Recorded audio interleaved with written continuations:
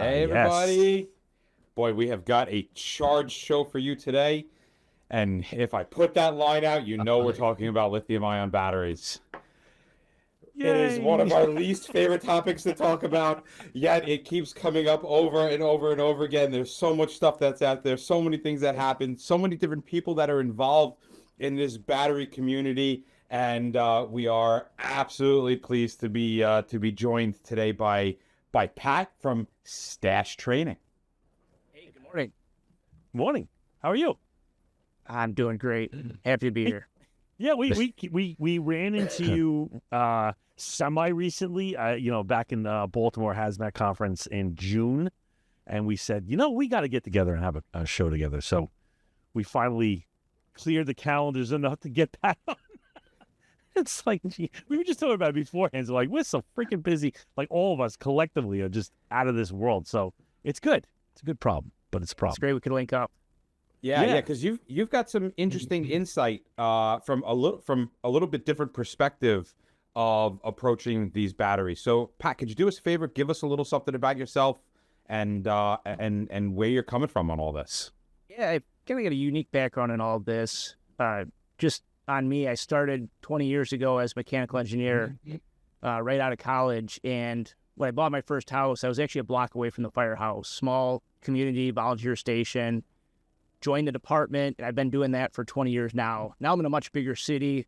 I'm in Troy, Michigan, which we're a volunteer department. We've got 6 stations, about 150 volunteers. So I've been doing both this engineering thing, the firefighting thing for a long time.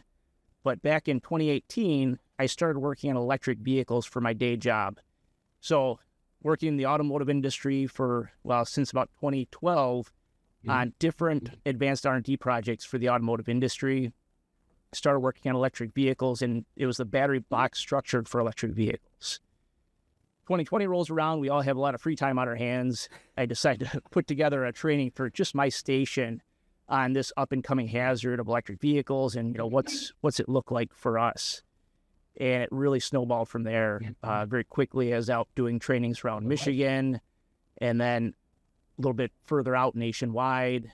And back in 2024, this became my full-time gig. I'm training firefighters, industry about the hazards around lithium-ion batteries, electric vehicles, battery energy storage. And I started a YouTube channel back in 2023 talking about all those things as well. So it's been quite the ride. So you have the unique perspective of both an engineer who understands what's happening on the back end, as well as the firefighter who sees how the different techniques we try apply, whether they fail, how they fail, things along those lines. So it's really great. One of the beauties about this community, with very few exceptions, the hazmat training community, the people that actually train, are relatively tight knit. Like, we have the opportunity to talk to each other, share information, share ideas. Quite often we'll hear each other, we'll push back at each other. And it really allows us to kind of all be on the same page, so that we're teaching a lot of very similar information and ideas. So, it's phenomenal that we've got the community that we do. Actually, now that you say that, like, being out there, do you see there is an actual alignment, or do you see different instructors have different takes on this whole topic? Yeah, I think generally most of us are aligned. I do see different takes here and there. And there are a few people that got into it that, they came from a different background and they don't quite understand the actual root cause of the problem when it comes to batteries. But I think generally speaking, we're all moving about the right direction. And it's tough because there's a lot of unknowns and we're still trying to figure this out. So it's just a real challenge right now. And that's why collaborations are so important, because, you've been involved, from what I remember, in several of the industry style type testings, kind of in the background, and being able to relay that information forward. So this is, as Bob said, we're building this plane as we fly it. So you're responsible for putting pieces on an airplane. So it's great to be able to get that perspective. And you've been at some pretty cool stuff where some crazy shit happened. Yeah, I've been fortunate to be involved with a lot of testing with the Fire Safety Research Institute. I'm a technical panel member for a project around electric vehicle fires. It's really just wrapping up right now, but it was a 3-year project. We started off with burning a combustion engine vehicle because realistically, not a lot of research has been done on ICE vehicle fires, right? We just didn't care because it's really a step up from a dumpster fire. But now moving forward, these electric vehicles, they're a little bit different, and we got to learn what's going on with them, the different hazards. So they're looking at things like what's in the gases and the smoke coming off the batteries, the vehicles, the heat release rates, max temperatures, water runoff, gear contamination. I mean, it's just this whole large picture view of what happens around these vehicle fires. And they've got a baseline to compare it back to the combustion engine vehicle fires. That's what I was thinking. Is it like you were doing these traditional combustions because of like a control relative Correct. to the battery, and so now you're doing like the correlation of it? Yep, that's what they're working right now to compare the two sets of data. When we look at things like the emissions that are coming off, I take this from a point of view, and I'm wondering if you have a different point of view. When we look at a modern structure fire, and the chemicals that are involved are absolutely horrific, right? We think it's just wood and natural material, but in reality, it's a giant petroleum fire. The chemicals that come off are extremely toxic. There's a whole list of them. Like, we understand them, we get them, and then I feel like we have a conversation about lithium-ion batteries, and they become this boogeyman when it comes to the things that are coming off of them. People are afraid of their bunker gear. They're afraid of getting it on them. They're afraid of being in the smoke, even with a mask on. From your point of view in where you've seen, because you really are on the cutting edge of the studies that are coming out and things along those lines, what is your take on just the smoke itself? Yeah, so generally speaking, the vehicle, right, it's made of plastic. All vehicles are made of plastic. Doesn't matter if it's an EV vehicle, combustion, a diesel, gasoline. It just doesn't matter. They're all plastic. So that's most of the stuff coming off.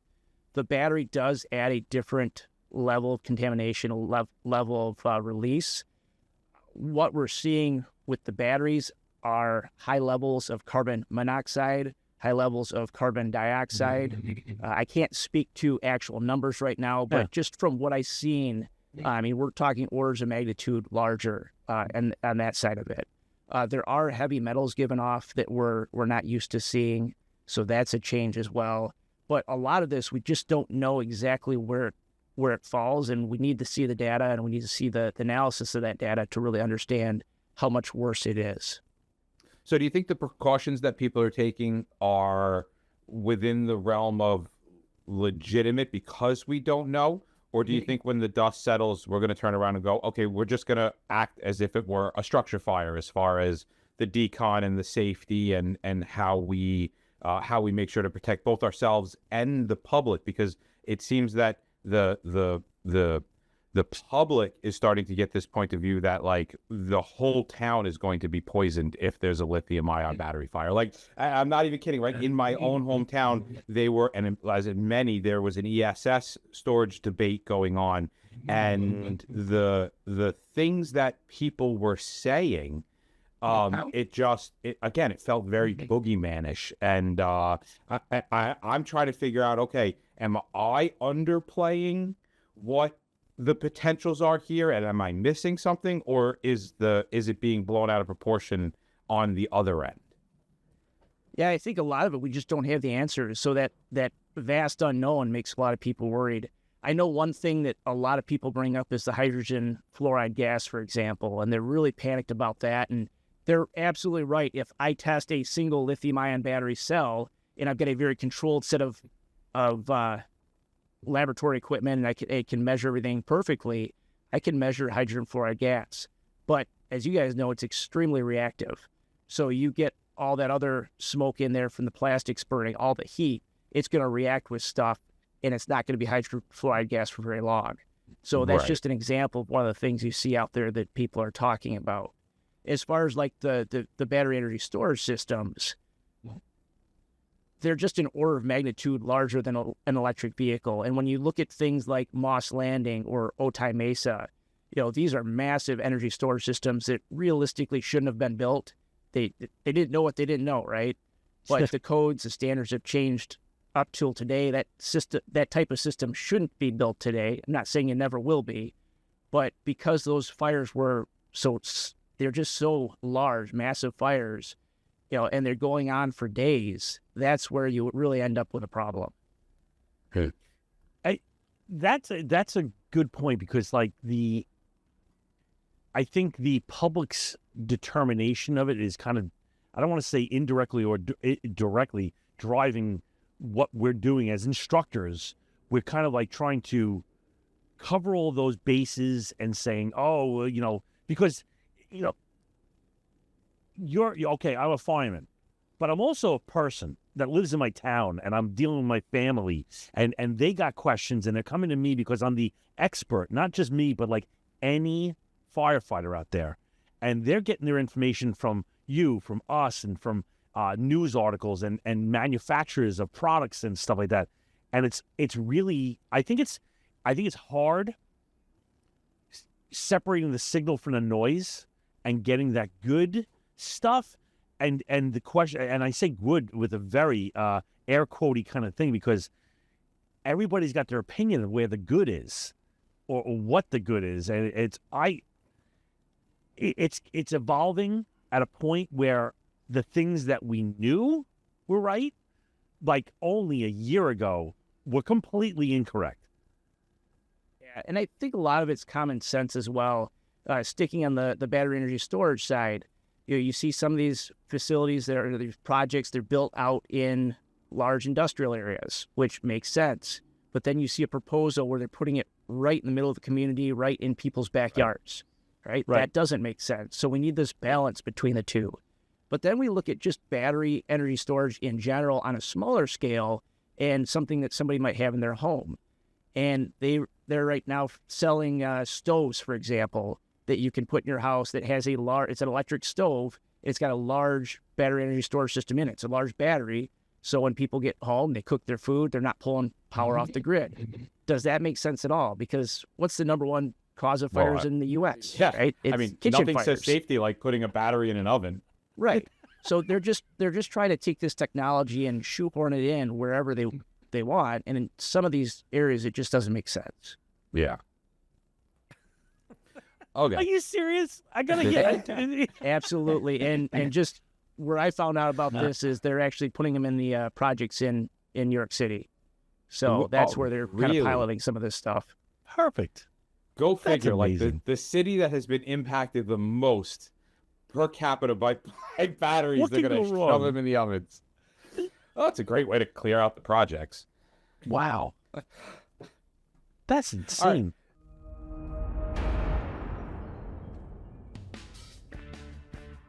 Hey, Mike, look around and tell me how many lithium-ion batteries you have around you right now. I've got about 7 or 8. See?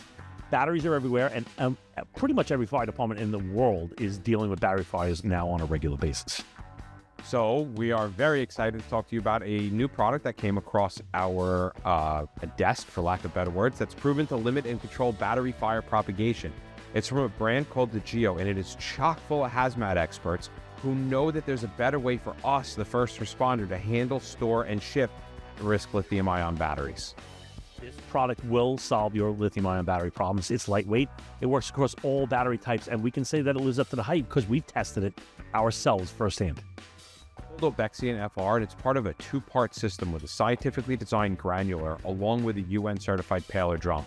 More importantly, ObexionFR is proven to reduce the toxic IDLH gases that are emitted when one of these batteries starts to kick off. So all in all, it's going to help keep your team safe. Right. So go to thehazmatguys.dgo.com. That's thehazmatguys.dgeo.com.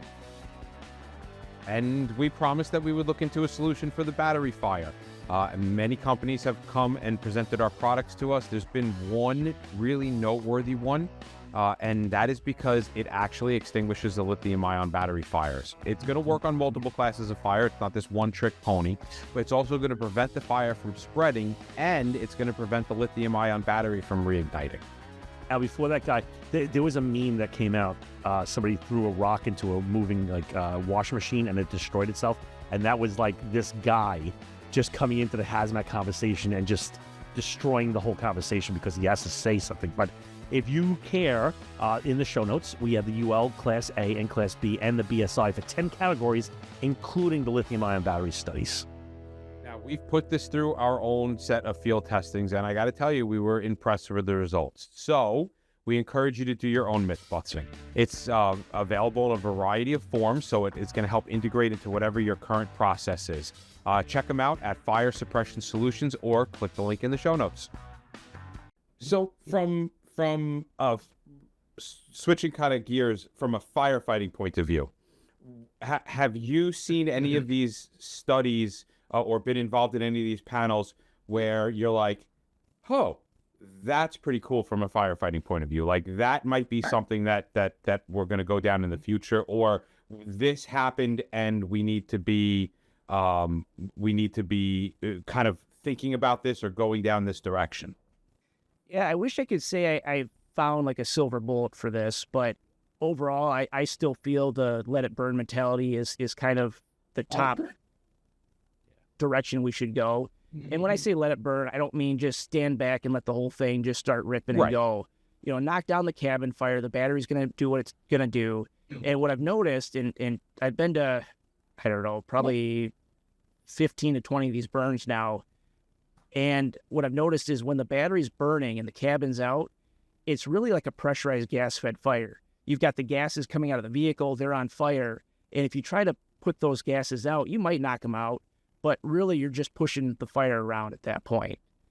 Now, I have changed my mind on some of the tools out there. We've talked about fire blankets in the past. And like any tool in the fire service or anything we do in the fire service, everything has risks, and you have to understand those risks, right? There's nothing that we do in the fire service that's safe. Now, I know the IAFF came out and they said, absolutely not, we're banning fire blankets. We don't want to use them anymore. But if you look at the guidance put out by FSRI and NFPA, it's just a warning about the hazards. And that's something we need to understand is that hazard exists. And I've been teaching it for a long time. If you put a fire blanket over an electric vehicle, you're going to get a buildup of flammable gases. It's just going to happen. And you have a risk of deflagration. I've never thought that risk of deflagration was something that could hurt anybody, assuming they're wearing full PPE. But some of the stuff that's come out recently, I think there's absolutely a chance you could get killed by it. So you just have to make sure that you're doing the right thing. Now, was this based upon I know we've had conversations on the side.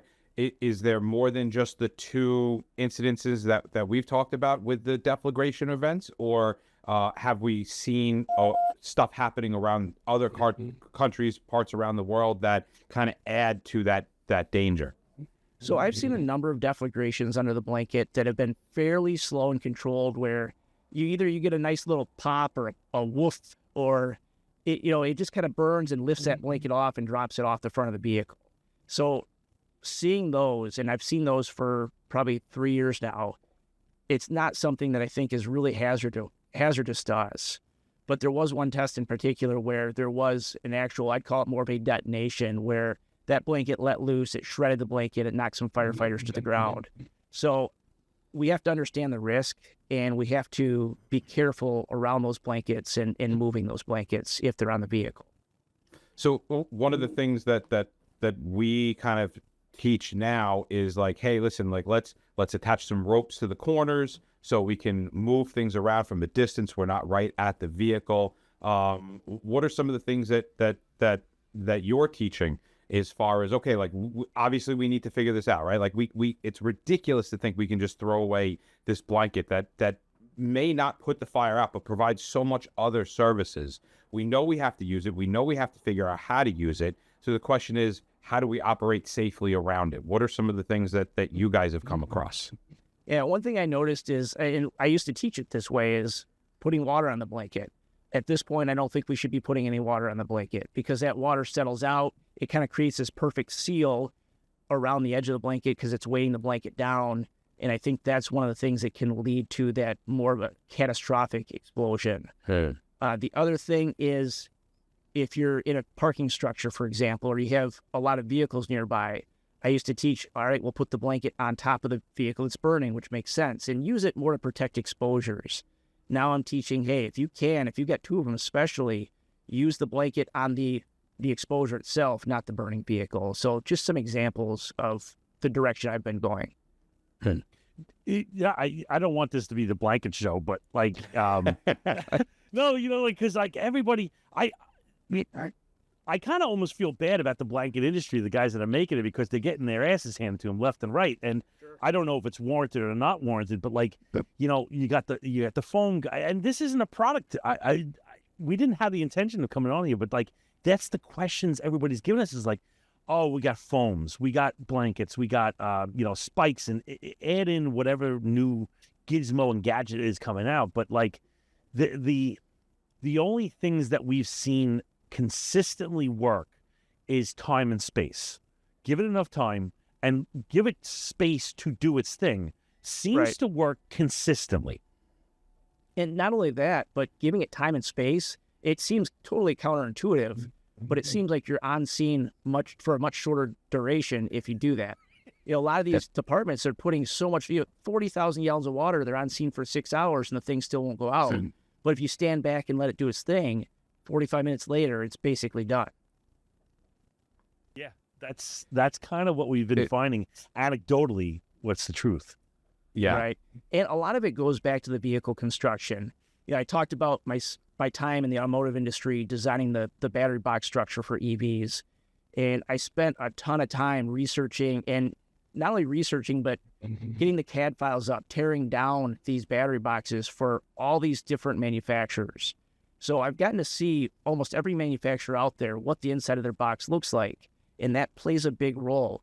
Cylindrical cells versus pouch cells versus prismatic, how they build up their modules. Are they nice and contained in another steel box, or is everything kind of loose in there? Pouch style cells, I don't think should be in electric vehicles at all, because when there's a failure, you can't predict that failure. You can't direct that failure in any meaningful way, and it just rips through that entire box fairly quickly. So there's a lot more to it than just what we're doing.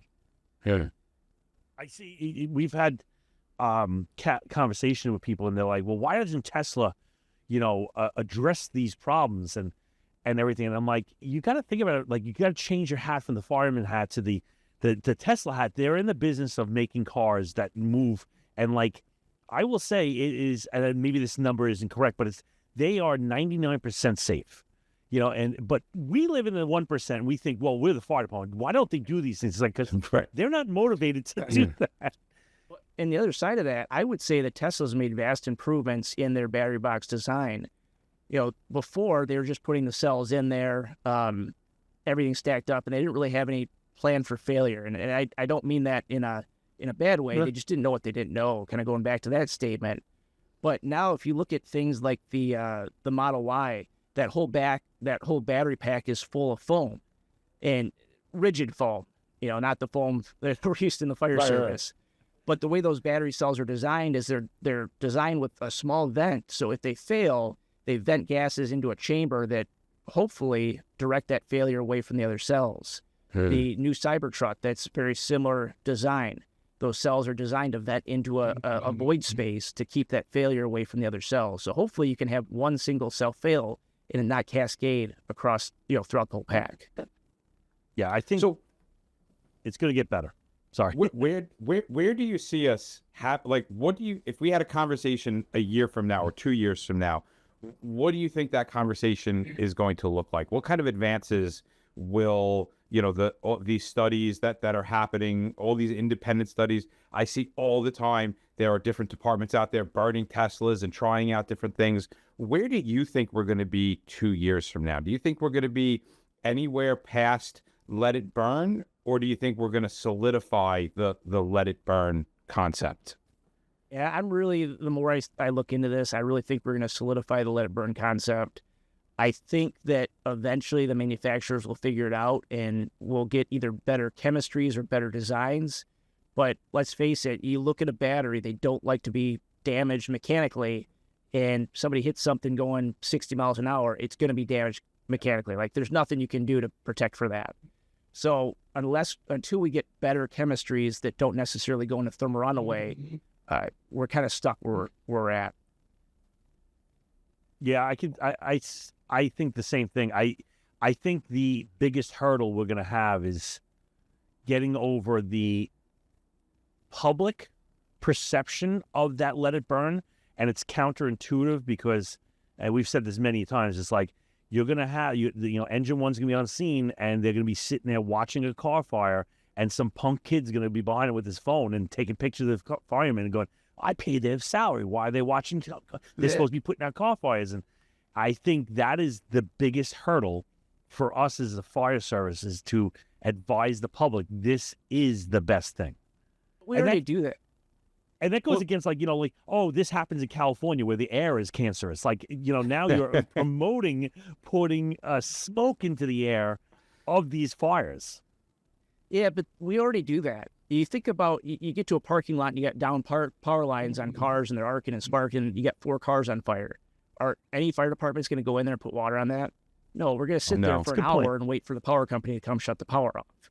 So it's something that we already do. We just don't think about it with a vehicle sitting there by itself without any other hazards.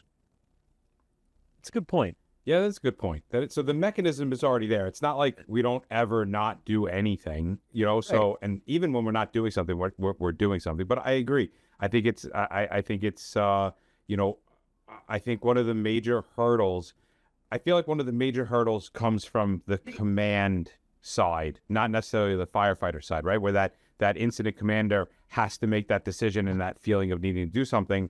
And up until recently, we really haven't seen too many of the colleagues of incident commanders, so like the organizations that represent chiefs and these large things, really come down and say and give a statement to their members to say, if this happens, this is our point of view. We've got your back. And you can turn around and say, no, like my organization that represents other chiefs feel this way. So it's not just like me, the lonely chief opinion up against the community. This is the standard that we're going towards. Yeah. Yeah, it all takes time. You think about a room and contents fire, for example. The reason why we're really good at that is because it's our bread and butter. We do it all the time. And you got somebody with 30 years on the department, and they've probably done 1,000 times, and they pass that knowledge down. This electric vehicle thing, I would say most departments across the country, they've never seen an electric vehicle fire. Yeah. Yep, yeah, that's true. They're getting all the information either from you or from us or from whoever they're watching, or the the Instagram or whatever. And I will say that the vast majority of the stuff that you just see as fire porn on the social media is severely lacking context. It's the ooh-ah factors, like, holy cow, look at this car going on fire. It's not that the car just burst on fire, it just got into an accident. Or, the guy just stabbed the thing with a screwdriver or something silly like that, where they replaced the BMS. So it's lacking context. And these types of conversations are what build the context. Yeah, and I feel like that's the case when you look at all these different products out there too. I see so many videos of, we'll use a foam, for example, or water additive, where, hey, we got this Tesla on fire and we put it out in 100 gallons of water, 200 gallons of water. And I look at that video and I look at it as a cabin fire. It's like those batteries never went into thermal runaway. And I've got some videos on my channel of the research we've done where you look at a fully involved Tesla and you think there's absolutely no way that battery is not in thermal runaway. And when we tore down the battery, it never touched the battery cells, right? So unless you take the battery out, tear it down, you just don't know. Yep.